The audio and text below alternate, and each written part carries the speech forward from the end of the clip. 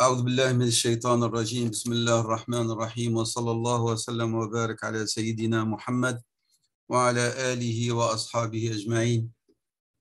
رب اشرح لي صدري ويسر لي أمري واحلل عقدة من لساني يفقه قولي. سبحانك لا علم لنا إلا ما علمتنا إنك أنت العليم الحكيم. اللهم انفعنا بما تعلمنا وانفع بنا وزدنا علما يا رب العالمين. المنزلة السادسة والعشرون الإخلاص. قال صاحب الكتاب رحمه الله تعالى: ومن منازل إياك نعبد وإياك نستعين منزلة الإخلاص. Et nous allons bien sûr recommencer par une longue introduction par l'imam Ibn al-Qayyim rahimahullah ta'ala avant d'arriver à Ta'rif l'imam al-Harawi l'ikhlas. Donc nous allons avoir une très très belle introduction et assez longue de la part d'imam Ibn al-Qayyim. يقول ابن القيم en se référant à كتاب الله تعالى: قال الله تعالى: وما أمروا إلا ليعبدوا الله مخلصين له الدين. On ne leur a ordonné que d'adorer Dieu sans rien, en toute sincérité. C'est la sourate al-Bayyina, verset 5: وقوله تعالى: إنا أنزلنا إليك الكتاب بالحق فاعبد الله مخلصا له الدين ألا لله الدين الخالص. Il y a répétition ici de معنى مخلصا والخالص pour parler de sincérité et d'exclusivité.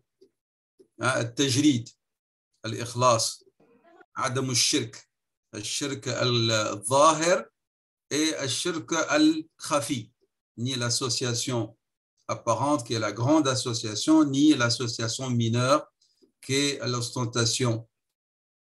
وقال لنبيه صلى الله عليه وسلم: قل الله أعبد مخلصا له ديني فاعبدوا ما شئتم من دونه. Donc Allah subhanahu wa ta'ala dit à son prophète de dire que ce que lui a choisi, c'est d'adorer Dieu en toute sincérité et en toute exclusivité. Ça sous-entend aussi l'unicité de Tawhid, et adorer tout ce que vous voulez en dehors de lui. Zuma. وقال تعالى: قل إن صلاتي ونسكي ومحياي ومماتي لله رب العالمين لا شريك له وبذلك أمرت وأنا أول المسلمين. Ici, المعنى الإخلاص مضمن. Le sens de l'ikhlas, il est inclus dans le verset. Il n'est pas dans l'énoncé, mais il est dans le sens explicite, évident du verset. وقوله تعالى: الذي خلق الموت والحياة ليبلوكم أيكم أحسن عملا. On va venir à tous les commentaires. وقال تعالى donc الذي خلق الموت والحياة ليبلوكم أيكم أحسن عملا. قال الفضيل بن عياض رحمه الله: أحسن عملا أخلصه وأصوبه. C'est-à-dire celui qui va agir de la manière la plus sincère et la plus conforme aux ordres de Dieu. La sincérité n'est pas suffisante s'il n'y a pas conformité, c'est-à-dire s'il n'y a pas bon ittiba', s'il n'y a pas une justesse dans le suivi de la parole de Dieu, de ses ordres et des ordres et prescriptions transmises par Rasulullah sallallahu alayhi wa sallam à travers ses faits et gestes et ses explications. Donc, ici, ce qui nous importe, nous, c'est que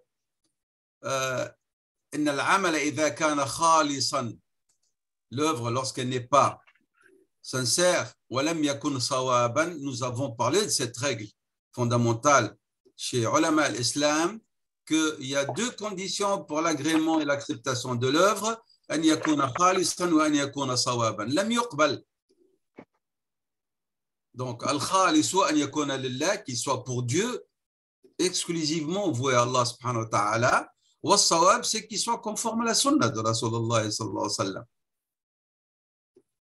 C'est pour ça que Dieu dit: فمن كان يرجو لقاء ربه فليعمل عملا صالحا ولا يشرك بعبادة ربه أحدا. Et les versets sont nombreux. وقال تعالى ومن أحسن دينا ممن أسلم وجهه لله وهو محسن. فإسلام الوجه أسلم وجهه, c'est-à-dire إخلاص القصد. C'est que votre intention soit une intention sincère et d'exclusivité. في العمل, pour qui vous le faites et pourquoi vous le faites. والإحسان, c'est-à-dire, ici, ils expliquent Ibn al-Qayyim, selon lui, al-ihsan, ihsan al-amali, huwa an yakuna, que vous le faites en suivant Rasulallah sallallahu alayhi wa sallam, en suivant le messager de Dieu. إذن, فأن يكون العمل فيه إسلام لله, فهو أن يكون القصد والعمل لله, l'exclusivité, la sincérité, et أن يكون عمل فيه إحسان وهو محسن, هو أن يكون متابعا لرسول الله صلى الله عليه وسلم, متابعا لسنة رسول الله صلى الله عليه وسلم. Et c'est pour ça qu'Allah subhanahu wa ta'ala, il a dit وَقَدِمْنَا, et toutes leurs œuvres antérieures qu'ils ont accumulées, qu'est-ce que Dieu va en faire? Va en faire haba'an manthura, comme de la poussière dispersée. Pourquoi? Ils disent, nos savants, parce que c'était des a'mal lam takun ala as-sunnah. C'est-à-dire, il y a de l'innovation, de la non-conformité. Allah subhanahu wa ta'ala ne gréera pas, il n'acceptera pas, et ne prendra pas ces œuvres de l'individu. Ça peut être des œuvres vraiment accumulées pendant des années et des années. Allah subhanahu wa ta'ala, ils vont en faire comme de la poussière dispersée, comme lorsque Sayyidina Omar, lors de son péripétie pour aller à Jérusalem, il est passé par un monastère et il a vu un moine très âgé, le dos courbé, les cheveux blanchis. Et lorsque Sayyidina Omar l'a vu, il a pleuré. Les compagnons lui demandèrent pourquoi, Amir al-Mu'minin, vous pleurez? Il a dit Abki, je pleure pour sa fatigue, pour sa peine alors qu'il est en enfer. Et vous savez très bien, les moines, comment est-ce qu'ils vivent dans les monastères? Retraite, et ils se réveillent 2, 3 fois, 4 fois par nuit pour des messes durant la nuit. Et ils s'imposent, je parle surtout certains monastères, pas où ils se goinfrent. Il y a des monastères où ils font le jeûne et ils font des retraites réelles, mais il y a une déviation. فهناك من المسلمين, ceux qui croient qu'ils sont en train d'œuvrer conformément à ce que Dieu demande, alors que Dieu fera en sorte que leurs œuvres seront quoi? هباء منثورا. قال النبي صلى الله عليه وسلم لسعد بن أبي وقاص رضي الله عنه إنك لن تخلف فتعمل عملا تبتغي به وجه الله تعالى إلا ازددت به خيرا ودرجة ورفعة. Chaque fois que tu agis et que Dieu te prolonge ta vie et que tu accomplisses une œuvre par laquelle tu cherches quoi? L'agrément de Dieu. Tu l'accomplis sincèrement pour Allah. Alors, qu'est-ce qu'elle sera la conséquence? Tu n'auras qu'augmentation dans le bien et élévation dans les degrés. Et donc, vous prenez le sens contraire.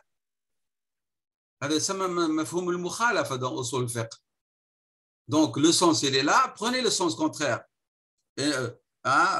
قوله وإنك لن تخلف فتعمل عملا لا تبتغي به وجه الله تعالى إلا ازددت به ماذا؟ سوءا، مش درجة وأقل درجة ورفعة. هذا مفهوم المخالفة، لابد أن نفهم هكذا. C'est clair؟ وفي حديث أنس رضي الله عنه، أنس بن مالك، قال رسول الله صلى الله عليه وسلم ثلاث لا يغل عليهن قلب مسلم. 3 choses que le cœur du musulman ne doit pas vraiment en être privé, ou il va en être, on va dire, dans un état de négligence. Quoi? C'est-à-dire qu'il aura des conséquences de ses œuvres qui vont le purifier, qui vont avoir une conséquence de thèse qu'il y a sur son cœur. C'est quoi? Il a dit le cœur. Donc, il dit il y a 3 choses qui vont tenfi alayhi, qui vont le dégager, le purifier de de ce qui est mauvais, qui vont, hein, et d'autres, ils vont vraiment, on va dire, enfoncer le cœur dans la mécréance, dans l'association. Donc, nous avons dit ikhlas al-amali lillah, être sincère dans son agir, c'est-à-dire qu'il est vigilant et que tout ce qu'il fait, il le fait pour Allah. Deux, le bon conseil aux responsables de la Ummah, de la communauté, et le fait de ne pas se séparer du groupe des musulmans. Ah, et il dit c'est-à-dire que lorsqu'ils sont ensemble, ils sont préservés, ils sont protégés. Et donc, ça, c'est. Et donc, vous prenez le contraire. Lorsqu'il n'y a pas quoi? Il n'y a pas de ikhlas, il n'y a pas de bon conseil. Il y a recherche à diviser et même participer activement à disperser la Ummah et la communauté. Donc, si vous êtes parmi ceux qui ont ces trois qualités, vous devez remercier Allah, subhanahu wa ta'ala, et être reconnaissant. Mais si la samahallah, vous êtes quelqu'un qui, chaque fois qu'il accomplit une œuvre quelconque, il regarde s'il n'est pas bien vu par les autres et qu'il en tire, est-ce que son nafs en tire une part, de joie, de contentement, de recherche de gloriole. Et troisièmement, si ce n'est pas quelqu'un qui cherche par tous les moyens à diviser la communauté. Si vous n'êtes pas de cela, vous devez louer Allah subhanahu wa ta'ala, mais si vous avez un de ces méfaits, et donc, et les hadiths sont nombreux ici, hein? Les hadiths sont nombreux sur les trois qui seront les premiers à être jetés en enfer, parce qu'ils ne l'ont pas fait en toute sincérité. Et puis, il y a le hadith de Rasul sallam, hadith Qudusi, dans lequel Dieu dit Ana aghna ash-shuraka'i 'ala ash-shirk. Allah, il n'accepte pas que vous accomplissiez une œuvre et vous lui en associez quelqu'un d'autre, même votre nafs. Allah, il n'a pas besoin de cette œuvre-là. Man 'amila 'amalan ashraka fihi ghayri fahuwa lilladhi ashraka bihi wa ana minhu bari. Celui qui accomplit une œuvre dans laquelle il associe quelqu'un d'autre que moi, il dit Allah subhanahu wa ta'ala, eh ben cette œuvre sera vouée à qui? À celui pour lequel il a cherché à accomplir, à satisfaire. Et moi, je m'en dégage de cette œuvre, de cette personne.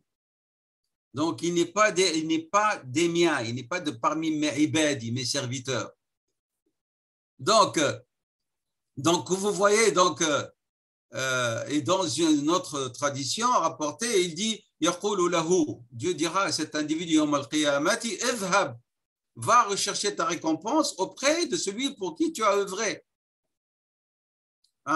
Idhhab fakhudh ajraka mimman amilta lahu, la ajra laka indana. Tu n'as point de récompense auprès de nous. Et le hadith, bien sûr, que vous connaissez tous et toutes. Qawluhu ta'ala sallallahu alayhi wa sallam, inna Allah la yanzuru ila ajsamikum wa la ila suwarikum walakin yanzuru ila qulubikum. ولذلك قال تعالى لن ينال الله لحومها ولا دماؤها. Lorsqu'on fait un sacrifice pour Allah, une offrande pour Allah, Dieu il ne va pas tirer profit. Pour les sacrifices, par exemple, du jour de la fête, du sacrifice ou Allah lors du pèlerinage. Allah il ne va pas tirer subhanahu wa ta'ala profit ni de sa chair, ni de son sang. Mais ce que Dieu recherche par ce geste, par cette offrande, at-taqwa minkum. S'il n'y a pas de taqwa, Dieu n'a pas besoin de nos œuvres ni de nos offrandes. Pourquoi? Parce qu'il est le ghani, subhanahu wa ta'ala. Dieu, il est le riche par essence ou par excellence. Donc, la matière d'où est dérivé le terme al-ikhlas, al-kha wal-lam wal-sad. Al-ikhlasu ou al-khalasu wal-takhlisu.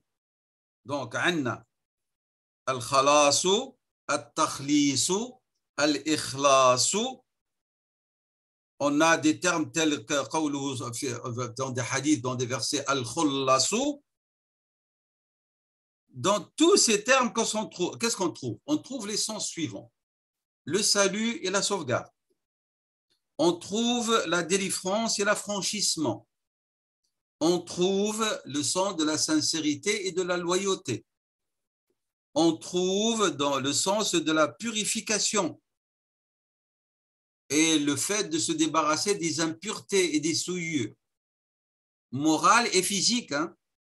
On trouve le sens de filtrage par épuration, sens figuré, sens réel.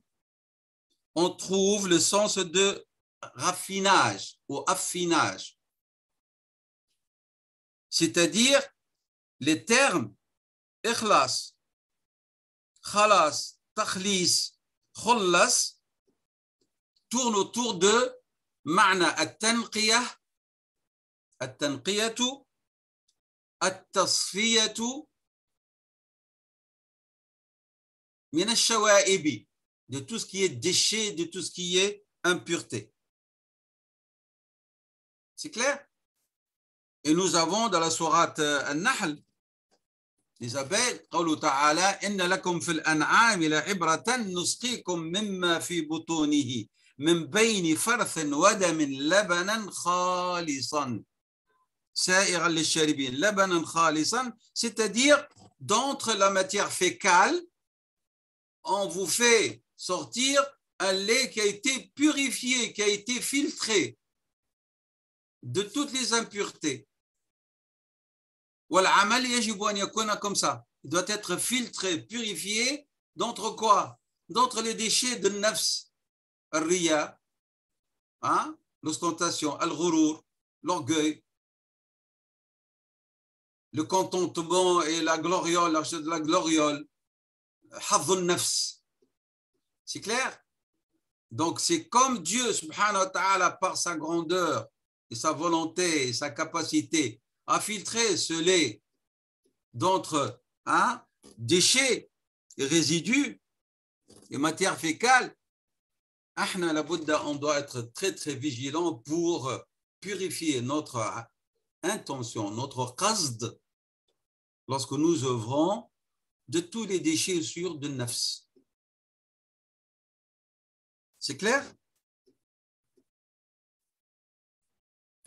Donc, at-takhlisu, c'est quoi? C'est-à-dire, c'est lorsque vous allez dégager votre œuvre d'entre tout ce qui peut le souiller, et même plus que cela, tout ce qui peut vous le faire perdre, pour que votre œuvre ne soit pas, comme a dit Dieu tout à l'heure, subhanahu wa ta'ala, haba'an manthura. C'est ça la finalité. C'est pour ça que Dieu, lorsqu'il nous parle de ses prophètes et messagers, alayhimu salatu wassalam, Dieu parle d'eux et leur fait éloge par cette qualité. Qu'est-ce qu'il dit à leur sujet? Inna akhlasnahum bi khalisatin dhikra ad-dar wa innahum indana lamin al-mustafayn al-akhyar. Surat Sad, le verset 46. C'est-à-dire, ils sont arrivés à un état de ikhlas murakkab. Un ikhlas vraiment, il n'est pas unique, mais de différentes sortes d'ikhlas. Dieu les a, c'est pour ça que Dieu les a élus. Ils sont akhlasnahum bi khalisati dhikra ad-dar. Cette ayah, elle est vraiment tellement belle pour celui qui s'y arrête. أخلصناهم أي الله سبحانه وتعالى استخلصهم. Il a fait en sorte que ces gens qu'il a choisis, ils ont acquis une qualité, celle de n'avoir le cœur dirigé que vers l'au-delà.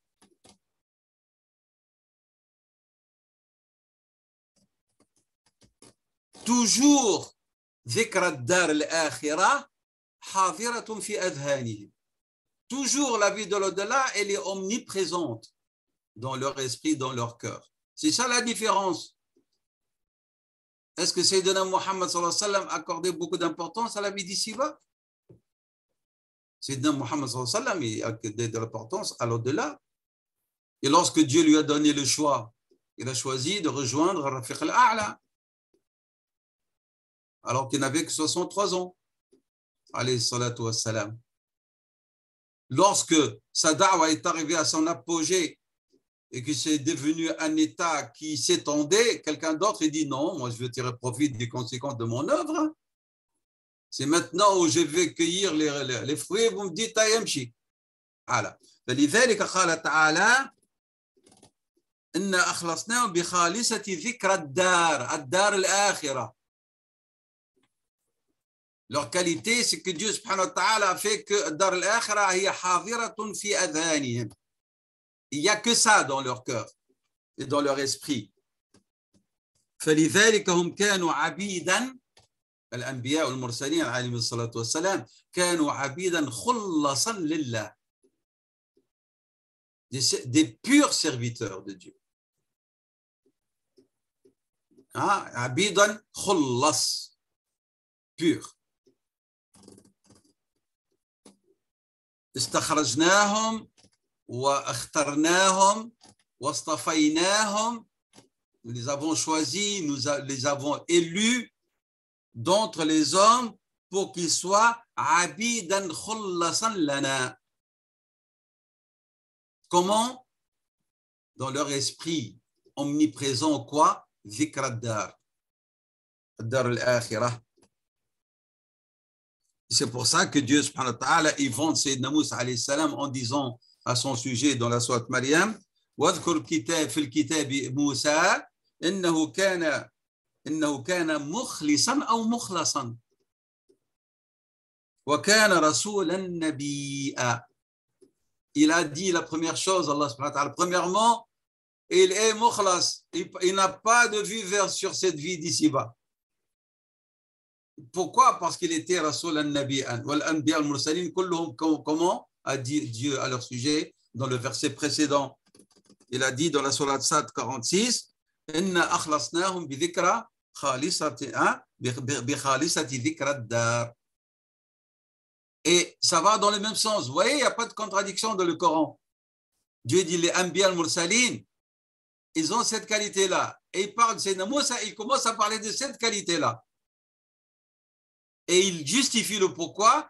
لأنه كان رسول النبي أو الأنبياء المرسلين comme qu'ils étaient إنهم عندنا لمن المصطفين الخيار. Pourquoi? Parce que إنا أخلصناهم بخالص ذكر الدار. C'est clair? Donc il y a exclusivité. Et c'est pour ça que Shaitan la'anahullah, lorsqu'il a juré par la grandeur de Dieu de veiller à semer la zizanie dans la vie des hommes, il a lui-même dit l'exclusivité, l'exception, parce qu'il sait que cette exception, il ne peut pas la toucher. قال لعنه الله إلا عبادك منهم المخلصين. Ça, je ne pourrais pas rien faire contre eux. Dans la sourate, donc vous avez ce verset-là. Et Dieu, subhanahu wa ta'ala, il ne choisit et ne fait d'un serviteur abdan min ibadihi illa idha kana mukhlisan, que s'il est sincère.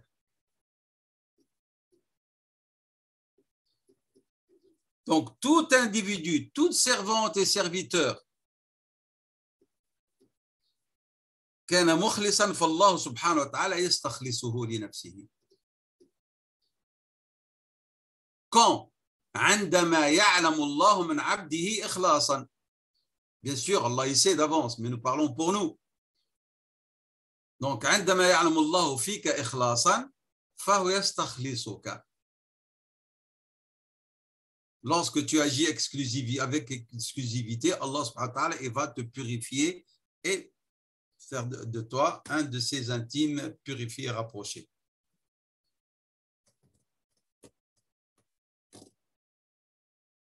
Alors, qu'est-ce qui permet à ce que vous souhaitez, et il y a aussi possibilité de l'atteindre avec l'œuvre que vous devez accomplir sur votre nafs. que vous allez être choisi parmi d'autres. C'est la qualité de votre minerai et sa pureté. Est-ce que le prophète n'a pas dit, sallallahu alayhi wa sallam, que an-nasu ma'adin, les hommes sont tels que les minerais?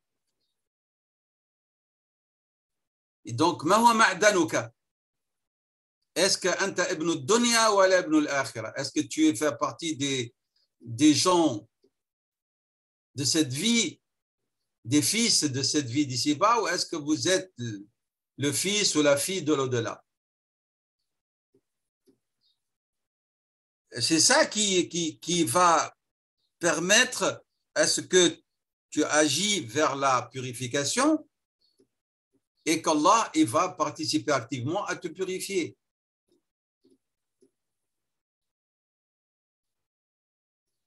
At-tazkiya, comme vous vous rappelez lorsqu'on avait parlé du zuhd, et nous avons vu une autre vision de ce que veut dire l'ascétisme. Et non pas c'est les vêtements en haillons, les cheveux oubrifiés, le fait de meurtrir leur corps, son corps, de ne pas manger, comme ce compagnon qui est venu voir la sallallahu alayhi wa sallam, tellement touché par les recommandations, il est rentré chez lui et il n'a pas cessé de jeûner le jour et en se tenant en plus en soleil, dans le soleil. Et lorsqu'il est venu, que le prophète sallallahu alayhi wa sallam ne l'a même pas reconnu, il lui a dit, qui tu? Lui as dit, ya Rasulallah, ana alladhi ja'tuka sanata. C'est moi qui est venu te voir l'autre année. Le prophète lui dit, mais pourquoi tu es comme ça? Il a dit à Rasulallah, depuis que je t'ai quitté, je n'ai pas cessé de jeûner et de veiller, et même plus que ça, d'être en plein soleil, comme s'il se châtie. Le prophète lui a dit, pourquoi tu t'es châtié de la sorte? Il n'a pas fait l'éloge de cette action. La même chose lorsque nous disons, est-ce que vous êtes Ibn al-Dunya ou Ibn al-Akhirah? On ne vous a pas demandé de divorcer de cette vie d'ici-bas. Mais nous avions dit combien de fois, c'est que vous devez y vivre sans en faire partie. C'est-à-dire que vous appliquez la recommandation de Rasulullah, soit dans cette vie comme un étranger ou comme un passager. Et l'étranger, le passager, lorsqu'il passe quelque part, qu'est-ce qu'il fait? Il essaie de prendre les provisions nécessaires pour continuer son voyage. Mais le dilemme et la malchance de ces individus, c'est lorsqu'ils prennent campement et ils oublient le reste du voyage. Et c'est ce qui se passe auprès de nous et dans la plupart des membres de notre communauté actuellement. Ils sont devenus abna ad-dunya, et plus que ça, ils sont devenus abid ad-dunya, les esclaves de cette vie d'ici-bas. Et tu vois les gens qui vivent dans le malheur, dans la tristesse, à cause, entre guillemets, d'un semblant de besoin et d'indigence qu'ils croient vivre. Et tout parce qu'ils oublient tous les bienfaits que Dieu leur a accordés entre-temps. Un, et deux, parce qu'ils ont oublié la règle que le prophète sallam leur a donnée et qui est une règle d'or qui leur permet de ne pas vivre dans la tristesse parce qu'ils se trouvent en manque par rapport à ce que les autres possèdent, c'est de ne jamais se comparer à ceux qui sont plus aisés que vous, mieux lotis que vous, mais regardez et comparez-vous par rapport à ceux qui sont moins lotis que vous. Et c'est comme ça que vous n'allez pas dédaigner, oublier et mépriser les bienfaits que Dieu vous a accordés. C'est ça la recommandation de Rasulullah majeure. Donc, lorsqu'on dit ça veut dire tu y vis, n'en fais pas ton ultime but.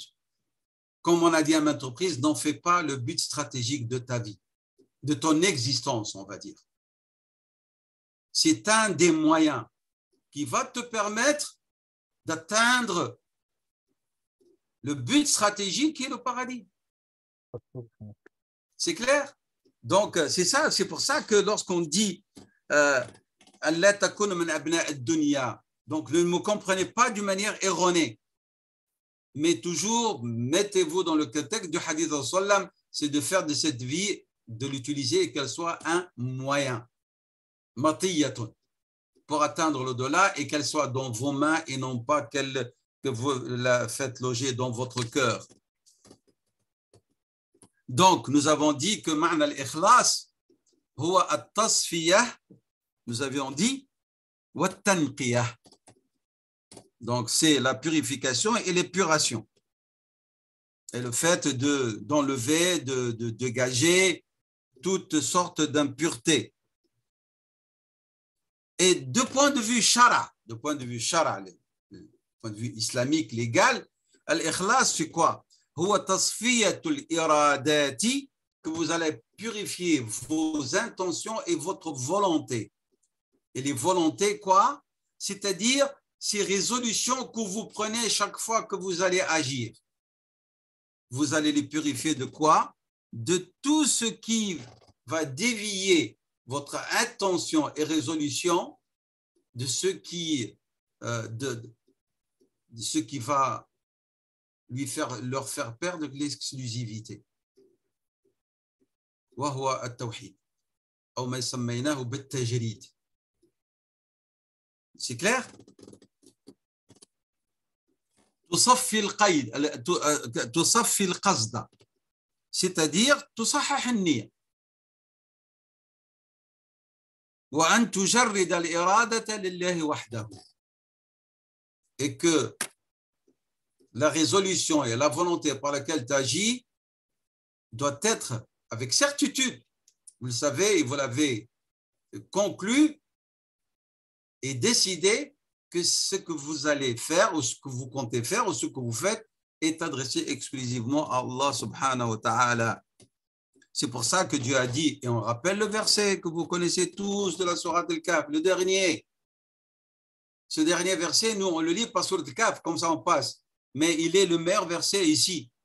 فَمَنْ كَانَ يَرْجُو لِقَاءَ رَبِّهِ, qu'est-ce qu'il doit faire? فَلْيَعْمَلْ عَمَلًا صَالِحًا, mais ça ne s'arrête pas là. L'amal salih n'est pas suffisant. وَلَا يُشْرِكْ بِعِبَادَةِ رَبِّهِ أَحَدًا. Voilà. هذا ما معنى التجريد لعمل لله سبحانه وتعالى والإخلاص. C'est clair? Donc, عاقبة, la conséquence lorsqu'on délaisse ikhlas, Allah subhanahu wa ta'ala, Ibn al-Qayyim en a parlé, c'est-à-dire c'est qu'elle ne soit pas conforme à la sunna, il y a de l'innovation, il y a déviation.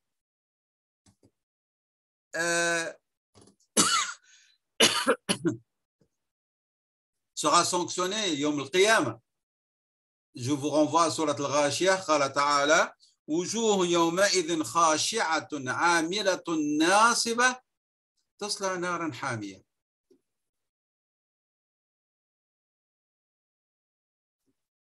Regardez ces wujuh. Khashi'atun 'amilah. Khashi'a, dans son œuvre, elle est dans un état de recueillement. Amila, ta'mal, wa nasiba, elle se fatigue. Et malgré ça, elle est où? Où est-ce qu'ils seront, ces personnes?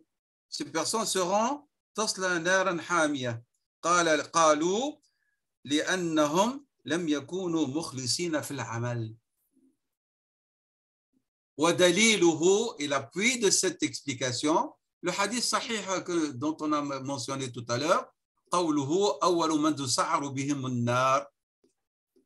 هنا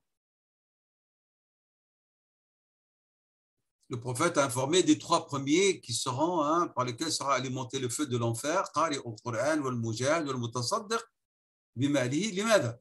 لأنهم فعلوا ذلك ليقال. Ils ont agi, et tu le vois en train de lire le Coran avec recueillement et voix mélodieuse, et les gens pleurent.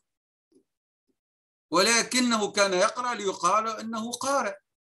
عنده العلم وصوته ما شاء الله، الله أكبر، صوته جميل. عنده الفلوس، construit des maisons de retraite, des orphelinats, دور القرآن, des mosquées. ولكن ليقال, pour que l'on dise, il est généreux. Il se bat, oh, masha'Allah. Jusqu'à ce qu'il devient, les gens oublient que c'est Dieu qui lui a donné tout cela pour qu'il. C'est pour ça que Sayyidina Omar, par crainte que Sayyidina Khalid, qu'il ne soit pas content de sa personne, il l'a destitué du commandement de l'armée par amour envers Khalid. Parce que les gens ont commencé à dire c'est grâce à Khalid qu'on gagne les batailles. Ce n'est pas parce que c'est Dieu qui nous a donné un nasr. Alors que Dieu dans le Coran dit وَمَا النَّصْرُ إِلَّا مِنْ عِنْدِ اللَّهِ وَمَا رَمَيْتَ إِذْ رَمَيْتَ وَلَكِنَّ اللَّهَ رَمَى. C'est clair. Donc ليقال قارئ شجاع متصدق ولم تكن أعمالهم خالصة لله وجوه يومئذ خاشعة عاملة ناصبة تصلى نارا حامية لأنهم لم يكونوا مخلصين. ولذلك قالوا من راى, celui qui agit avec ostentation et fourbe, ra Allahu bihi, Dieu subhanahu wa ta'ala va montrer devant toute la création tous ses méfaits. Wa man samma'a samma'a Allahu bihi, et celui qui agit pour qu'on dise, pour se faire entendre et voir, Allah subhanahu wa ta'ala fera entendre et voir tous ses méfaits par toute la création. Alors, فَيُكْتَبُ لَهُمُ الْوِزْرُ. Pourquoi? Parce qu'ils ont agi avec kibr wa riya. Et donc, وَالْكِبْرُ وَالرِّيَاءُ مِنَ الشِّرْكِ وَالْعِيَاذُ بِاللَّهِ. وَالْكِبْرُ وَالرِّيَاءُ يُحْبِطُ الْعَمَلِ. L'orgueil et l'ostentation font quoi? Font, on va dire vraiment, anéantir l'action. Et donc, et engendre quoi? Au lieu que ce soit récompense, c'est ce qui est arrivé dans Surat al-Ghashiyah, au lieu que ce soit récompense, le résultat était péché. Wizrun. Wizrun veut dire punition, sanction.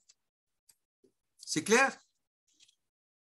Donc, le riya, sa conséquence, c'est que le mura'i aura comme l'eau au niveau de la sanction une conséquence plus grande, plus importante que la récompense.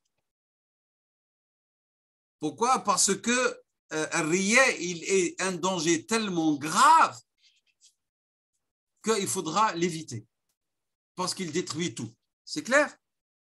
Donc, ici, nous avons vu donc toutes ces, jusqu'à maintenant, ce que veut dire réellement l'ikhlas. Et nous allons passer, Inch'Allah Ta'ala, à aqwal al-salaf في معنى الإخلاص والسلف الصالح من بداية من صحابة رسول الله صلى الله عليه وسلم إلى من تبعهم من السلف الصالح.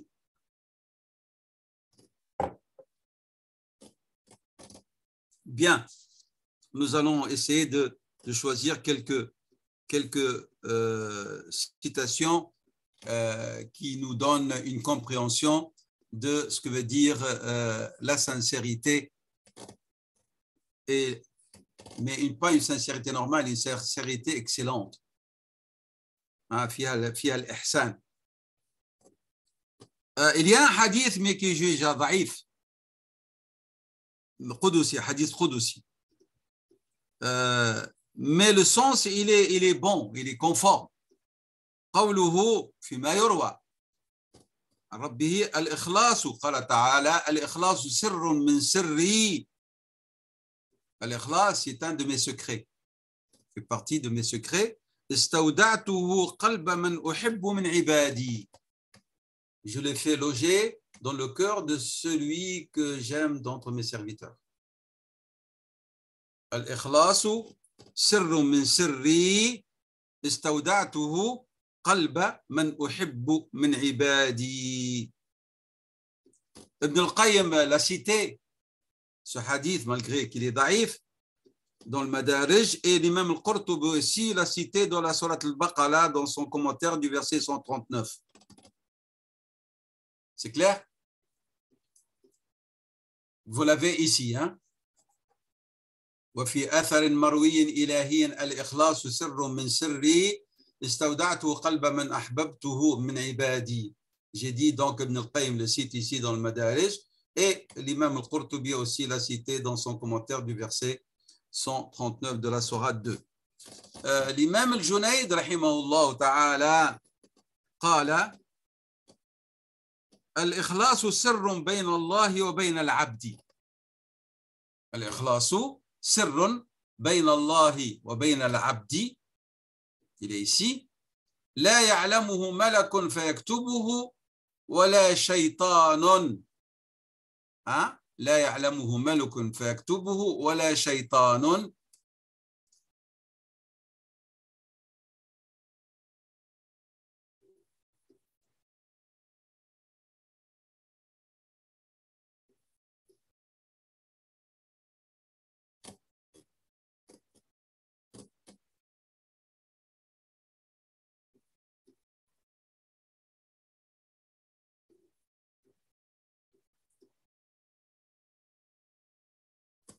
Donc,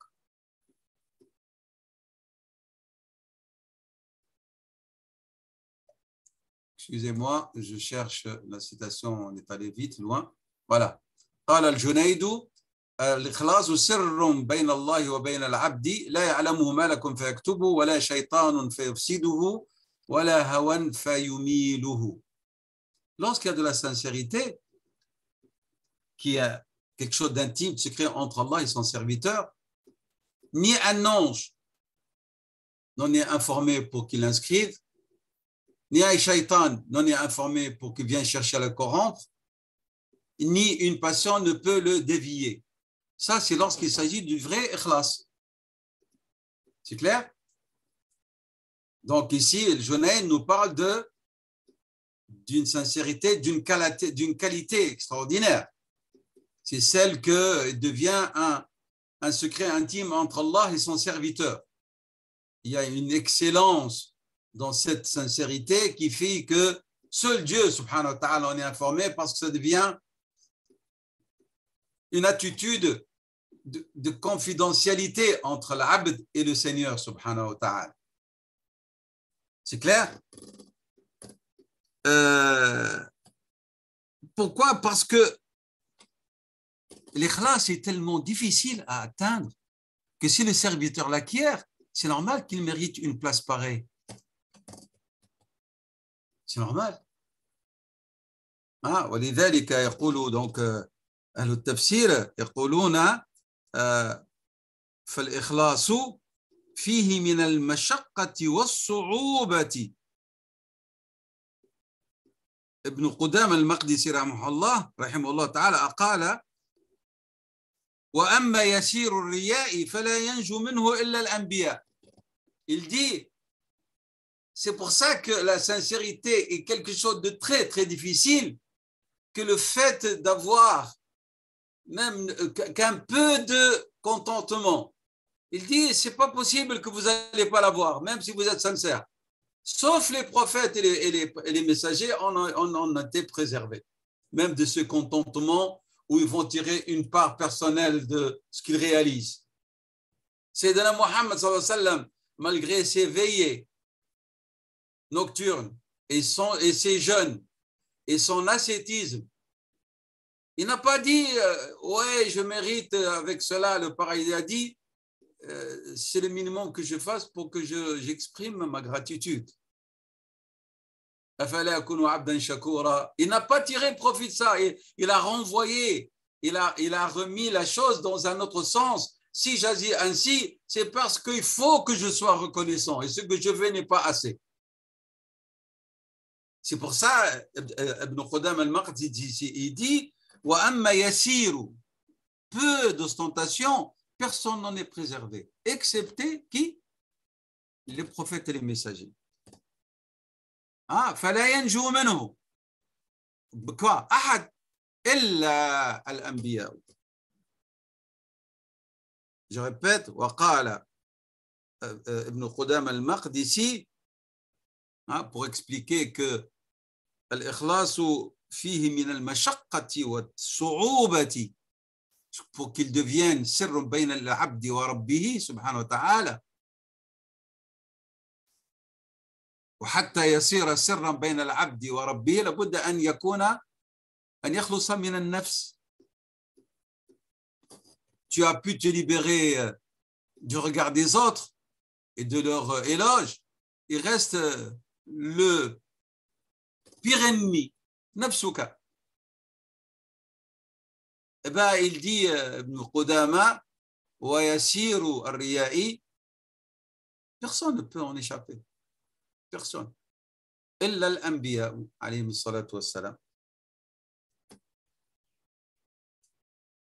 Et c'est pour ça qu'Ibn al-Qayyim, dans son ouvrage Al-Fawaid, il a dit الرياء مستكن في النفس البشرية كاستكان النار في الحجر. Je traduis, il a dit, rahimahullah, l'ostentation couvre, elle dort dans l'âme humaine comme le feu dort dans la pierre. Vous prenez deux pierres et vous les frappez, elle va dégager du feu. Alors qu'en vérité, il n'y a rien. فإذا النار, elle est enfouie dans cette pierre, comme si elle dort. Et elle se réveille lorsqu'il y a, on frotte.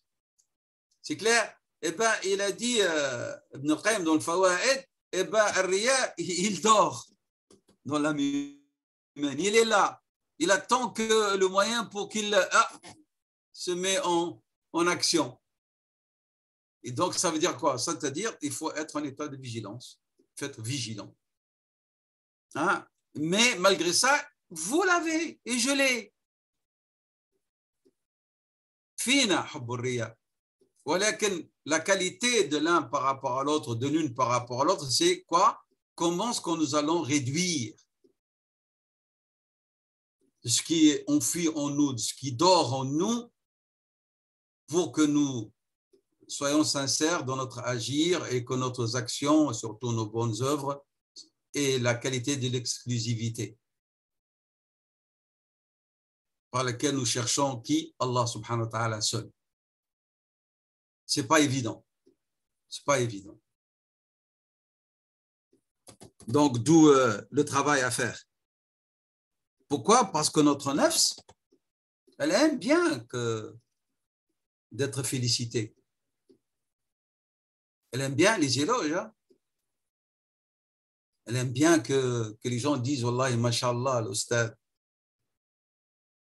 Il a bien donné son cours aujourd'hui, jazallahu khayran. Et si vous tombez sur un qui veut vous égorger ce jour-là, il va commencer, Ustad, mashallah, il n'y a personne qui nous a fait ça avant vous, Ustad, ça, il te tue. Toi, tu cherches par tous les moyens pour être modeste.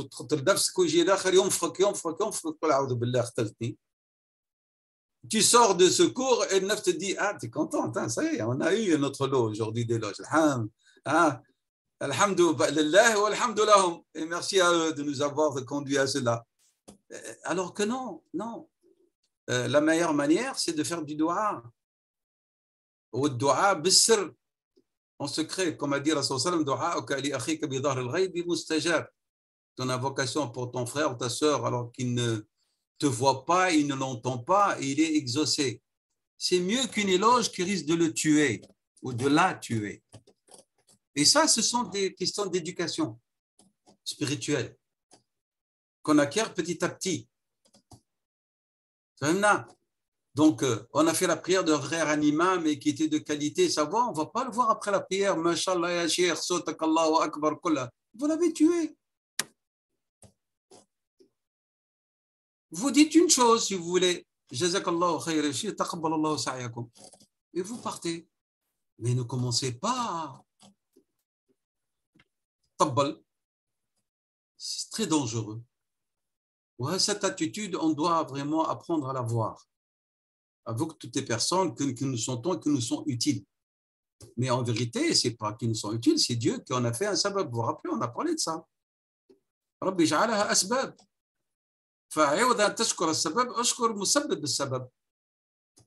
Qui est Allah subhanahu wa ta'ala. Tu remercies Dieu qui a mis sur ton chemin ce sabab. لابد من شكر المنعم. وندعو للسبب. Et on invoque Dieu en faveur de cette cause. C'est clair? Donc, on a demandé à Sahl ibn Abdullah Tasturi, rahimahullah ta'ala, vous avez ici, أي شيء أشد على النفس, dernière ligne. فقال الإخلاص لأنه ليس لها فيها نصيب. Voilà les perles des sagesses. Il a dit, quelle est la chose la plus difficile pour le nafs? Il a dit, c'est qu'elle soit sincère. Pourquoi? Parce qu'elle ne peut tirer aucun profit. Lorsqu'il y a ikhlas, le nafs ne tire pas de profit. Et donc, c'est difficile pour elle de l'accepter. C'est clair? أي شيء أشد على النفس قال الإخلاص. Pourquoi? لأنه ليس لها فيه نصيب. Elle ne va pas en tirer un profit. Parce que l'ikhlas veut dire quoi? L'exclusivité toute dirigée vers Allah. مش vers le nafs. Et le nafs va te dire que bon, c'est fatigué quand même, Sha'ban, on est en train de jeûner quelques jours, où tu te dis, ne sois pas contente. Voilà. هنا النفس الأمارة بالسوء qui couvre, malgré que vous faites tout pour la faire taire, elle va essayer de trouver une faille.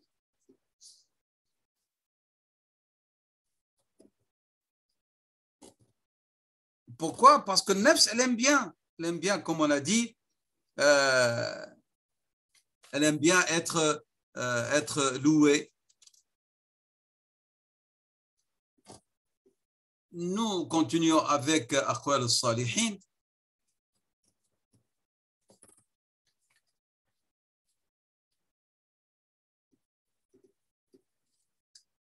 Le nefs, en vérité, le danger, c'est pas qu'elle ne soit pas consciente de ce que vous faites. On n'a pas dit ça. Mais on a dit il ne faut pas qu'elle ait une part, qu'elle tire une part de profit personnel qui risque de faire perdre à votre action la qualité de l'exclusivité. C'est ça dont il est question. C'est-à-dire toujours faire attention à riya et à sum'a, à l'ostentation et la recherche de la renommée. Parce que nafs, c'est ce qu'elle veut. Elle veut riya, qu'on la voit, et elle veut obtenir une renommée. Et donc, c'est pour ça que on nous a rapporté que on a demandé à certains parmi les prédécesseurs pieux qui a dit al-ikhlas wa alla tatluba ala amalika shahidan ghayra Allah. Si tu as fait une œuvre et de grande qualité et personne ne l'a vue, Dieu l'a vue, subhanahu wa ta'ala. Pourquoi est-ce que tu veux vraiment, et ton nefs fait tout pour que tu en parles? Tu te bats avec ton nefs, tu te bats, et puis un jour, qu'est-ce qu'elle fait? Tu es avec la famille ou avec des amis, et il part, tu dis, eh, wallah, alhamdulillah, Dieu nous a aidés, on a fait ceci. Ça y est, pied. Ce que Rabbi a vu, subhanahu wa ta'ala, qu'il a accepté, ton nefs te l'a fait perdre dans un moment d'inconscience ou de manque de vigilance, je dirais plutôt de ta part. Oui, mais elle l'a dit d'une manière innocente. Oui, mais elle a dit pour en tirer un profit. Pour que les gens sachent que tu as fait quelque chose, que tu agis comme ça. Et puisque nous approchons du Ramadan, Al-Mubarak, nasallallahu yuballighana Ramadan, man yubarik lana fi Sha'ban. L'imam Malik, rahimahullah ta'ala, comme vous le savez, lorsque se rapproche Ramadan et entre Ramadan, il arrête ses cours de hadith. Et il se consacre à la lecture du Coran. L'imam Malik, rahimahullah, lorsqu'il lisait le Coran et que quelqu'un venait, il couvrait le Coran pour qu'on ne le voyait pas lire. Qu'on ne dise pas, oui, on est rentré, on a trouvé l'imam Malik en train de lire le Coran. Donc, ils sont dans un état de vigilance permanente pour que le nefs ne les induit pas dans l'erreur. C'est clair? Donc, al-ikhlas, c'est que tu ne cherches pas d'autres témoins. Et de l'égard pour ton œuvre qu'auprès d'Allah. Et donc, si tu as fait une œuvre sincère, exclusive, et personne ne l'a vu, sache que Dieu l'a vu. Et tu dois être fier et content que seul Dieu l'a vu parce que tu as été sincère et tu l'es encore. Parce que tu ne cherches pas d'autres récompenses qu'auprès de lui, subhanahu wa ta'ala. D'où les mérites d'une aumône cachée. Hein? D'une œuvre que personne ne l'a vue, que Dieu, subhanahu wa ta'ala. Makhul, tabi'i, il a dit ما أخلص عبد قط 40 يوما إلا ظهرت ينابيع الحكمة من قلبي على لساني. Il a dit tout individu qui a pu vraiment agir pendant 40 jours avec sincérité, selon l'explication qu'on a donnée de la sincérité et ses conditions. Eh ben, il y aura comme conséquence quoi? Dieu subhanahu wa ta'ala fera jaillir la sagesse dans son cœur et il va voir l'effet de cette sagesse de son cœur dans son expression par sa langue. Hein? Il fera jaillir les sources de la sagesse de son cœur et elle sera exprimée, qui s'exprimera par sa langue. Se garder dans un état, garder son cœur dans un état de sincérité exclusive pendant 40 jours, c'est du labeur, hein, c'est du travail. Je ne parle pas de ceux qui n'agissent pas, hein, je parle de ceux qui agissent ici. Hein, parce que celui qui est chômeur et puis il dit « je suis sincère », mais qu'est-ce qu'il a fait comme œuvre pour être 969, soit tenté par l'ostentation et l'orgueil? Non, rien. Mais nous parlons de ceux qui font l'aumône, de ceux qui lisent le Coran, qui font du tasbih, hein, qui font des prières nocturnes, qui font tout ça. Plusieurs œuvres. Et ils réussissent pendant ce laps de temps à garder leurs œuvres intactes. Youssef ibn al-Hussein, rahimahullah, a dit « A'azzu shay'in fi dunya al-ikhlas ». Shay'un aziz, c'est quelque chose qui a de la valeur, mais al-aziz, c'est quelque chose qui est rare. La chose qui a le plus de valeur et qui est la plus rare, c'est quoi dans cette vie? C'est al-ikhlas. Il dit, regardez, ça c'est un homme sincère, ce pieux. Il a dit, et combien d'efforts je déploie pour dégager l'ostentation de mon cœur. Moi, je réussis de les dégager et on dirait qu'il se régénère. Ah, et il se manifeste d'une autre manière. Ah, il a dit, فَكَأَنَّهُ يَنْبُتُ عَلَى لَوْنٍ آخَرٍ. وكم أجتهد في إسقاط الرياء عن قلبي, et combien d'efforts je dois pour faire sortir le riya de mon cœur, et le voilà, il repousse comme une plante dont on a coupé un peu la tige, mais les racines sont encore là. Hop, elle se régénère, il dit sous une autre forme. C'est pour dire, il faut pas croire que le travail il est fini. Il y a mujahada. وقال أبو سليمان الداراني رحمه الله إذا أخلص العبد si vous êtes sincère, qu'est-ce qu'il y aura comme conséquence? Qu'est-ce que vous allez cueillir comme fruit? انقطعت عنه كثرة الوساوس والرياء.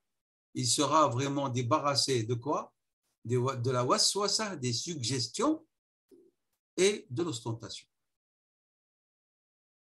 S'il arrive à être sincère, il y a eu rupture, cessation de l'waswasa et de l'ostentation.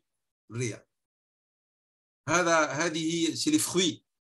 Donc tout cela, comme vous voyez, donc c'était notre introduction qui nous a été proposée par l'imam Ibn al-Qayyim rahimahullah ta'ala في الإخلاص معناه وفضله وشروطه, tout inclus ici. ما هو مفهومه, quel est l'essence même, ce que veut dire l'ikhlas, لغة شرعا, comme le voit أهل العلم من السلف الصالح. Et là, nous allons passer, si Dieu le veut, à تعريف الإخلاص لدى الإمام الهروي رحمه الله تعالى.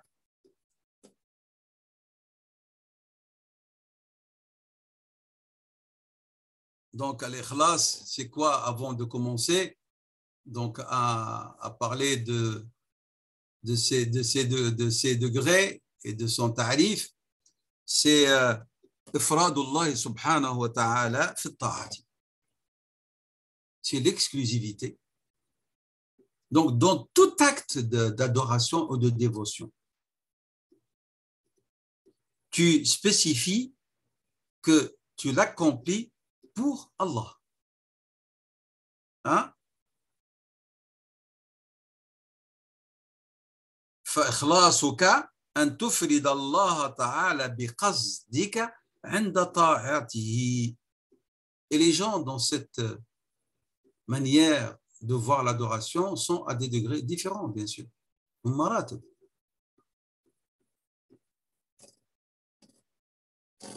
Et c'est pour ça qu'en vérité, la meilleure manière d'atteindre l'ikhlas, et qui nécessite après, si vous atteignez les degrés, de le travailler en permanence pour qu'il perdure, c'est que tu dois agir sans tenir compte des regards des hommes. فلا تلتفت إلى المخلوقين بقلبك.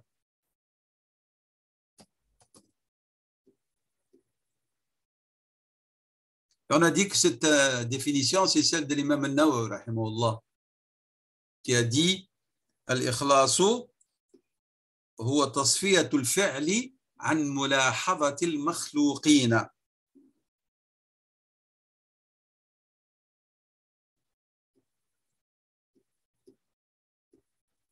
Et on a dit, celui qui prend conscience de sa sincérité a besoin de sincérité. Celui qui prend conscience de sa sincérité, c'est-à-dire son nafs, dit je suis sincère. فإخلاصه بحاجة إلى إخلاص. Et ce degré, cette sincérité dont vous aurez besoin pour votre ikhlas dépendra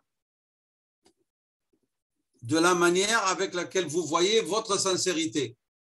Si vous voyez votre sincérité avec éloge, avec l'auréole, contentement, exagéré, donc vous aurez besoin d'une sincérité encore plus accrue pour que votre sincérité initiale soit acceptée, soit réelle et juste et purifiée.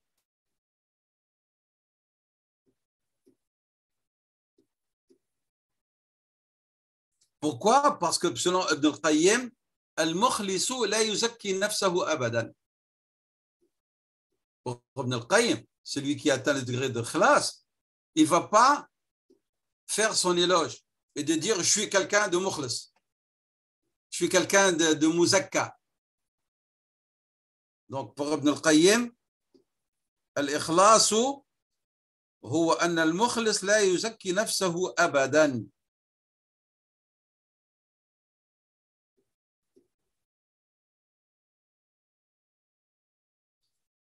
Si nous pouvons conclure, al-ikhlasu, c'est qu'auprès de toi, tu arrives à un degré où l'éloge des gens, ou le dénigrement des gens se valent pour toi. Ils n'auront plus aucun effet sur ta personne. أن يستوي عندك مدح الناس وذمهم. مدحوك ولا ذموك, chez toi, c'est kiff kiff. Ça ne te fait aucun effet, ni leur éloge, ni leur dénigrement. Pourquoi? Parce que tu as fait abstraction de quoi? عن ملاحظة المخلوقين. Tu as fait abstraction de l'égard des gens. Ce qui t'importe, c'est Dieu, subhanahu wa ta'ala.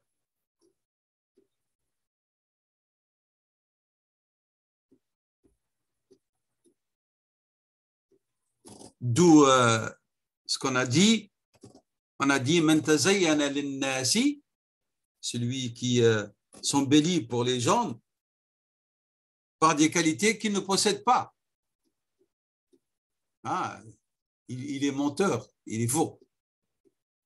سقط في عين الله من تزين للناس بما ليس فيه سقط في عين الله. Celui qui s'embellit pour le regard des gens et il se manifeste des qualités qu'il n'a pas. Eh bien, cette sorte d'individu, il tombe des yeux d'Allah subhanahu wa ta'ala.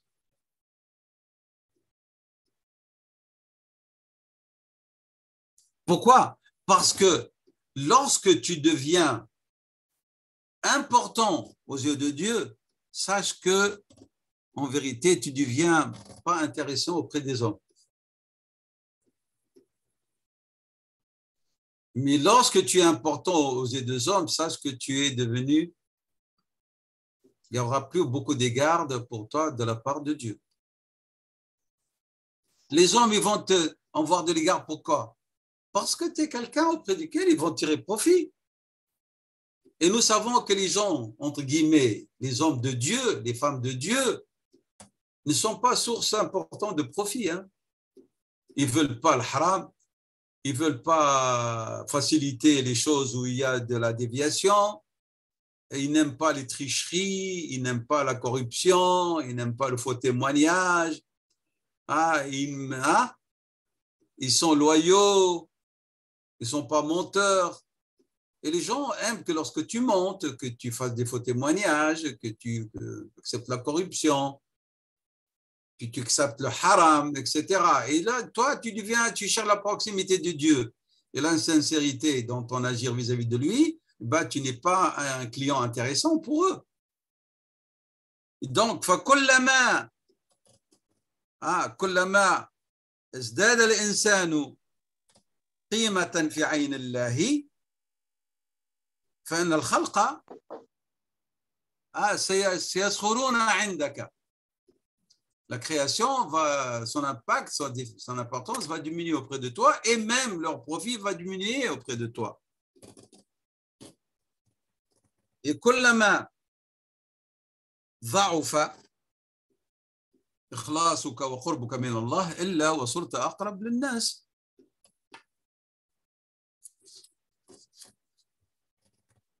C'est clair. فإذا كنت من أهل الإخلاص فإن أمام عظمة الله سبحانه وتعالى ينقص وزن الناس ومقامهم. Parce que tu ne peux pas glorifier autre que Dieu. Donc, plus tu es sincère, plus tu glorifies Dieu, plus les hommes, les femmes, leur place, leur effet, auprès de toi va diminuer. Voilà, si vous voulez ça, donc cette introduction. Si vous voulez bien, j'espère que tout ce que j'ai dit était clair. Hein, on a insisté par cette introduction pour que vous compreniez l'importance de l'ikhlas. C'est ce qu'il fait, Ibn Qayyim rahimahullah, lorsqu'il nous propose une introduction aussi belle et aussi étendue que celle-là. C'est pour que lorsqu'on commence à parler de l'ikhlas et de ces degrés, on a bien compris ce à quoi on a affaire. Et qu'est-ce que nous étons comme juhd, comme effort et comme travail, un déploiement d'efforts pour purifier notre nafs et notre cœur. قال صاحب المنازل في تعريف الهروي للإخلاص.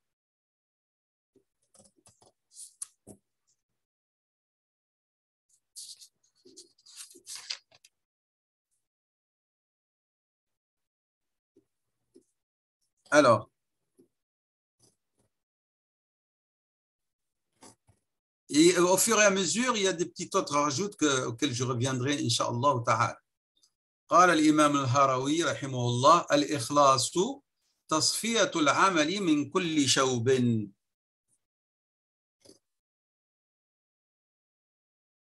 Et nous avions vu que le verset par lequel Ibn Qayyim a commencé, son analyse, résume tout cela. قوله تعالى ألا لله الدين الخالص تصفية العمل من كل شوب وهو معنى قوله تعالى ألا لله الدين الخالص.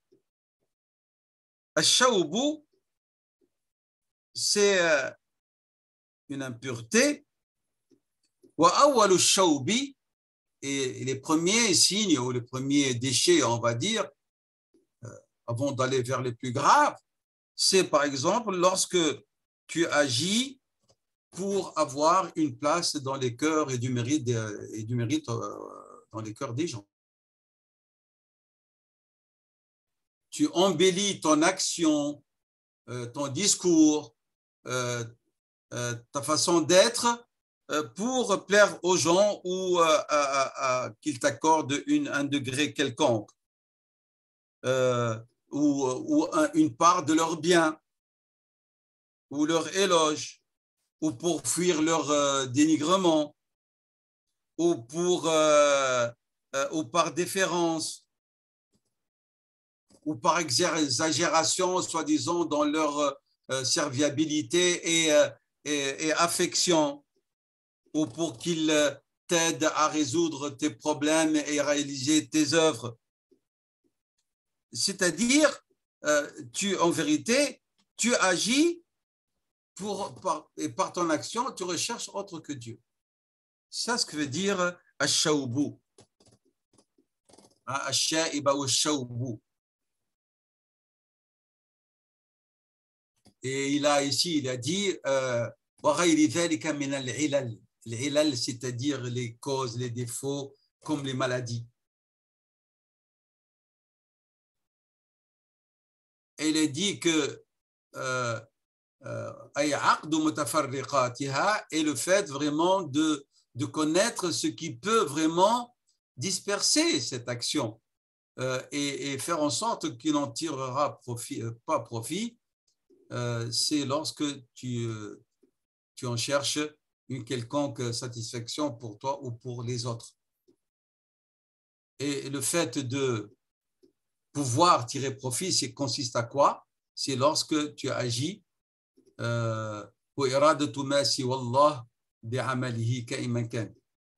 c'est lorsque tu agis, le contrairement, c'est que tu cherches Dieu. Mais lorsque tu cherches autre que Dieu, quel qu'il soit, eh ben, c'est comme si vous avez un collier et vous avez défait ces pièces, c'est à cause de ce ta'zim, طلب التعظيم أو طلب الأموال أو طلب الخدمة والمحبة أو قضاء الحوائج qu'il a cité ici. أو طلب المدح أو التزين في قلوبهم. Tout cela, c'est comme عقد, c'est comme si vraiment tu viens et tu disperses ton action. Et si une fois dispersé, ben, il ne sera pas accepté. Darajatul ikhlas, les degrés de ce ikhlas.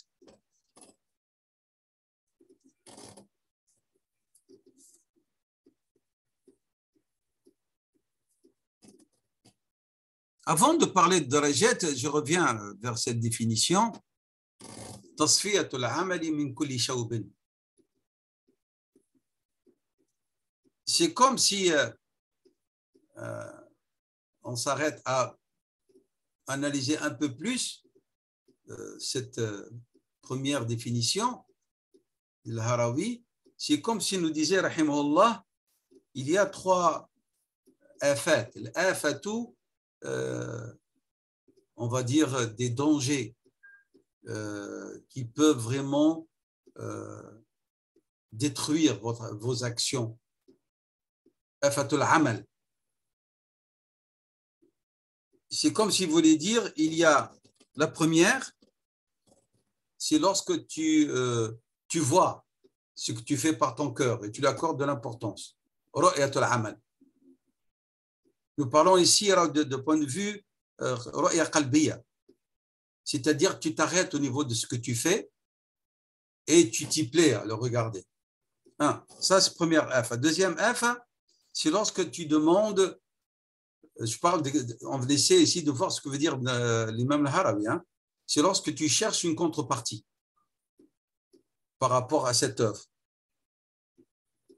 Et troisièmement, lorsqu'il y a satisfaction de cette œuvre. Et c'est comme si il va nous dire, lorsqu'on va analyser ce que va dire ici, dans la subdivision qu'il va donner, rahimahullah ta'ala al-Harawi, il va dire eh ben, il faut être très attentif que ce amal qui, au début, dans sa définition, dit huwa an tunaqihi wa la yumazijuhu, qu'il ne soit pas mêlé. ما يتخلطش لا يختلط معه هذا ما معنى المزج لا يختلط معه ماذا إرادات النفس les désirs de ton nafs.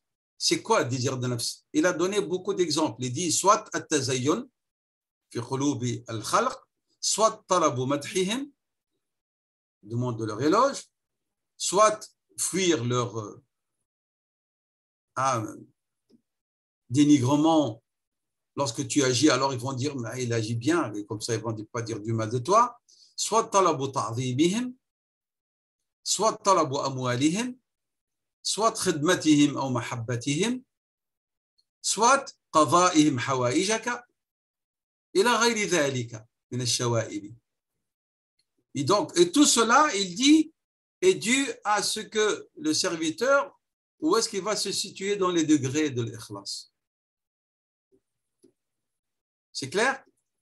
Et donc, il y a un travail de tasfiya. Cette tasfiya, c'est ce qu'il va expliquer dans le premier degré. قال رحمه الله تعالى ودرجات الإخلاص وهو على 3 درجات. الدرجة الأولى رؤية العمل عن العمل والخلاص من طلب العوض على العمل والنزول عن الرضا بالعمل.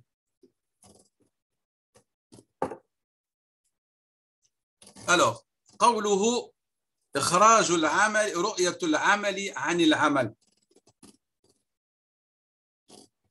رؤية العمل, voir l'œuvre qu'on accomplit, l'acte d'adoration, de dévotion qu'on accomplit.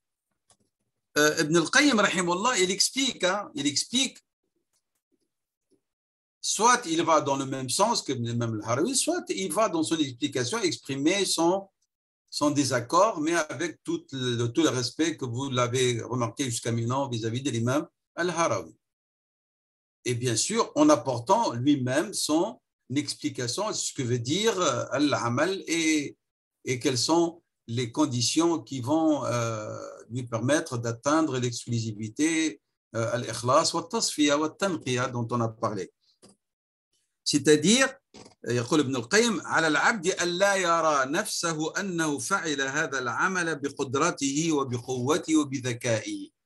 Il dit Ibn al-Qayyim, العمل, c'est que tu arrives à ne pas, avec certitude, que tu ne vois pas cette œuvre accomplie grâce à ta volonté, à ta capacité, grâce à ton intelligence, grâce à ta fermeté, mais tu dois attribuer cette action que tu as réalisée à Allah subhanahu wa ta'ala.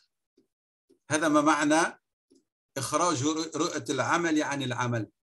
C'est que tu ne vois pas que c'est ton action qui a permis la réalisation de l'action.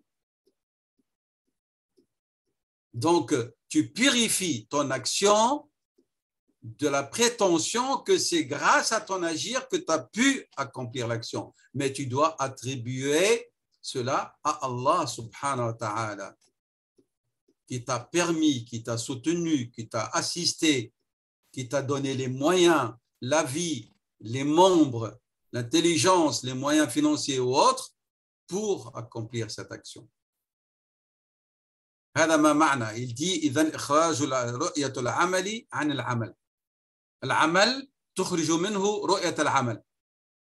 C'est ce que ça sous-entend. C'est clair? Bien. Il dit فهناك ينفعه شهود الجبر. Que veut dire شهود الجبر هنا? Il dit رحمه الله تعالى que lorsque tu agis de la sorte, c'est quoi en vérité? Tu es en train de أن تخلص العمل من ماذا؟ من بلية, d'une catastrophe, d'une épreuve. Et tu dois toujours avoir omniprésent dans ton cœur, dans ton esprit, ce verset. وَمَا تَشَاءُونَ إِلَّا أَنْ يَشَاءَ اللَّهُ رَبُّ الْعَالَمِينَ. c'est-à-dire بأن مشيئتك هي من مشيئة الله فإذا أنت تشافى فلأن الله أراد أن تكون لك مشيئة. C'est ça ce que veut dire ce verset, hein? C'est ça la meilleure traduction. Que ta volonté, elle est issue de la volonté de Dieu. فإذا أنت تشافى لأن الله أراد ذلك. فإذا الله لا يريد فأنت لا تستطيع. C'est ce que nous disons lorsque quelque chose nous arrive ou ما شاء الله كان وما لم يشاء لم يكن. Même si tu as المشيئة فمشيئتك لا تساوي شيئا أمام مشيئة الله. Ta volonté n'a aucune valeur ni puissance comparée à la volonté de Dieu qui t'a accordé cette mashia. Et c'est pour ça que Ibn al-Qayyim, il se réfère au Coran lorsqu'il te dit أن تنسب العمل إلى الله لأنه هو الذي أعطاك المشيئة والقدرة. وإن أعطاك المشيئة والقدرة فهو قادر على أن لا تفعل. Et ici, il dit, rahimahullah, هنا فهنا ينفع شهود الجبري. الجبرية, qu'est-ce qu'ils disent les jabrites? Ils disent, mais eux, ils sont allés avec l'extrême. Ils ont dit, nous sommes tels des arbres. Hein? Le vent nous fait diriger dans toutes les directions et nous ne pouvons rien. Donc, c'est-à-dire quoi? Ils se dégagent de toute responsabilité. Oh, Ibn al-Qayyim, il dit, ça c'est une déviation, al-Jabriya. Qu'est-ce qu'ils disent? Ils disent, « Inna al-insana musayyarun » dans la question de al-qada wal-qadar. L'homme dans le libre arbitre, ils disent, l'homme n'a pas de volonté. Donc, il n'est pas responsable de ce qu'il fait comme méfait. Oh, musayyar. Non. Tous les versets et toute la réalité de ce qu'est l'être humain prouvent le contraire. « Anna al-insana lahu mashi'a » il a une volonté, la personne. C'est lui qui s'est levé, il est allé vers la fenêtre, il s'est jeté. Hein. C'est lui. Il aurait pu choisir sortir de la porte aussi. Walakin, dans la question de la tazkiya al-qalbiyya, le vrai connaisseur, celle qui connaît réellement Dieu, c'est que tout ce que l'individu fait, il est de Dieu. Je ne vais pas revenir et parler de l'Qada al-Qadar maintenant aujourd'hui pour ne pas faire perdre à notre cours la dimension spirituelle. Et n'entends pas dans la question vraiment dogmatique. Mais je vous ai dit que nous sommes une créature. Et Allah est le créateur par excellence. Nous sommes tel cet ordinateur dans lequel celui qui l'a conçu, il a mis tellement de logiciels du programme dont il connaît les aboutissants et le fonctionnement, et lorsqu'ils sont en panne, il sait les réparer. Cette machine, entre guillemets, elle est différente de la machine humaine, qui est consciente. Et qu'en plus, celui qui l'a conçu, subhanahu wa ta'ala, lui a donné, il a mis dans son logiciel al-qudra wal-mashi'a. Mais malgré sa qudra et mashi'a, est-ce que cette machine humaine, avec ses logiciels et sa volonté de décider avec les logiciels ce qu'elle doit faire, les logiciels veut dire ici les mouvements, hein, des membres et de la raison et tout, est-ce qu'elle peut sortir du cadre de ce que le Seigneur concepteur a fait? Non. Et malgré ça, elle est consciente de ce qu'elle fait, contrairement à l'ordinateur. C'est dans la science-fiction, on nous dit qu'il devient intelligent, il va prendre le pouvoir de la Terre. Les ordinateurs vont commander le monde. Mais nous disons, l'être humain, il est ainsi. Et quand est-ce que l'homme, il commence à oublier cette règle? Lorsqu'il oublie qu'il est une créature. Mais lorsqu'il est conscient qu'il est créature, et dont les preuves scientifiques innombrables prouvent qu'il est créature et Allah, il y a un créateur, cet univers, alors il agit tout en ayant confiance dans le créateur, subhanahu wa ta'ala, puisque le créateur, lui, il s'est fait connaître à lui en lui disant « Je suis le juste ». Et je ne ferai perdre même pas le minimum de crédit à un serviteur et une servante qui agit comme je le veux. لا أضيع عمل عامل منكم من ذكر أو أنثى. Vous avez compris ici. Donc, Ibn al-Qayyim dit dans cette question de la tazkiyah, avoir une attitude jabrite, elle est utile. Dans quel sens? De dire que tout vient de Dieu. Dans quel sens? C'est dans le bon sens. C'est que tout ce que j'ai fait comme bonnes œuvres vient de Dieu.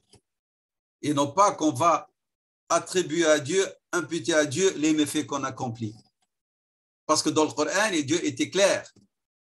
Si vous accomplissez du bien, c'est du Dieu. Et si vous faites du tort, c'est de vous-même. Qala sallallahu alayhi wa sallam, faman wajada khayran, c'est lui qui trouvera le jugement dernier khayran, falyahmadillah. Il n'a pas dit qu'il yahmad nafso. Et celui qui trouvera autre que cela, il n'a qu'en vouloir qu'à lui-même. Il ne va pas dire Dieu, c'est toi qui m'as poussé à aller voler et à consommer de la drogue et à tuer les gens innocents. Non. Parce que Dieu, dans le Coran, harrama, il a interdit cela. Il nous a dit de ne pas le faire. C'est clair? Donc ici, il a dit فَإِنَّهُ يَنْفَعُهُ شُهُودُ الْجَبْرِ, et qu'il n'est en vérité, dans cette situation, de dire que tout le bien que je le fais, c'est grâce à Allah. Et je l'attribue à Allah. Il dit, c'est bien que vous soyez comme un arbre. Dans ses mouvements, c'est Dieu qui l'a décidé face au vent qui souffle. Et que celui qui fait bouger l'arbre et qui fait souffler le vent, c'est Dieu, subhanahu wa ta'ala. فَالْفَاعِلُ فِيهِ سَوَى.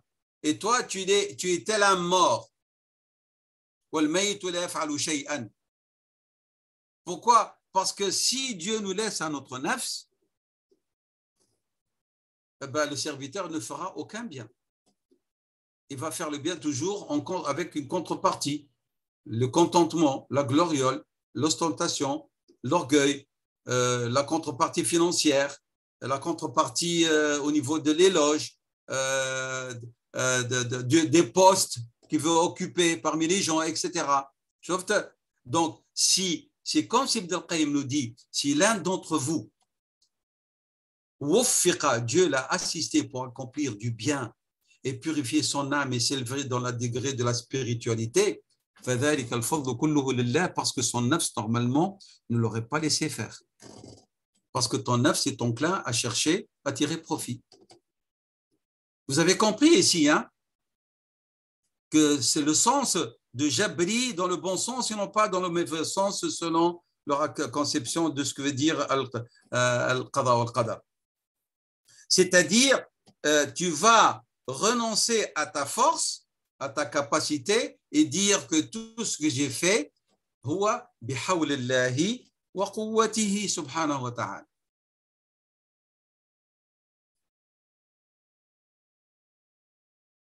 فالخير الذي يصدر منك, le bien par lequel tu agis et que tu as réalisé, فهو من الله لا من العبد. C'est clair هذا؟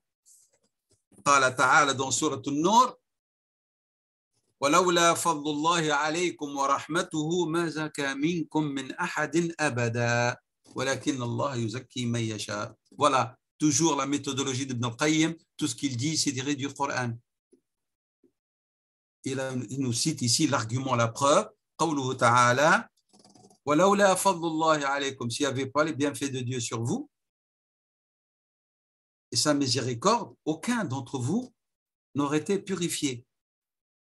ولكن الله, cependant c'est Dieu qui purifie, qui élève من يشاء. إذن فإذا زكينا فليس من أنفسنا ولكن هو من فضل الله علينا. Lisez bien ce verset de la sourate An-Nur 21. Et c'est pour ça que les gens du paradis qui ont bien connu Dieu et compris ce que veut dire la sincérité, qu'est-ce qu'ils disent au paradis? Alhamdulillah alladhi hadana li hadha. Terminez le verset. وما كنا لنهتدي لولا أن هدانا الله. هذا العارفون, les vrais connaisseurs, sourate Al-A'raf 43. Et dans Surat al-Hujurat, le verset, vous le connaissez, verset 7. ولكن الله حبب إليكم الإيمان وزينه في قلوبكم وكره إليكم الكفر والفسوق والعصيان. الله ولكن الله حبب إليكم الإيمان وزينه في قلوبكم. Pourquoi? Parce que nafs, par sa nature, elle est paresseuse, elle est ignorante, elle est injuste, elle préfère les passions, elle préfère être chômeuse, ne pas se fatiguer. Alors, comment cette nafs a pu faire tous ces actes de dévotion? Siyam Ramadan, ou Siyam Sha'ban, ou Siyam l'Ithnin ou le Khamis, ou Ashura, ou Yawm Arafat, ou pour ceux que Dieu subhanahu wa ta'ala a aidé, soutenu, faire du Qiyam al-Layl, faire du tasbih, lire le Coran, faire des aumônes, maintenir les liens de parenté malgré le mal qu'on subit de part de chacun, de certains d'entre eux, être vigilant, être bienveillant vers les nécessiteux. Et nafs, c'est qu'elle est chômeuse, elle n'aime pas le travail. Ton nafs, elle aime tirer profit. Comment est-ce que tu as réussi tout cela?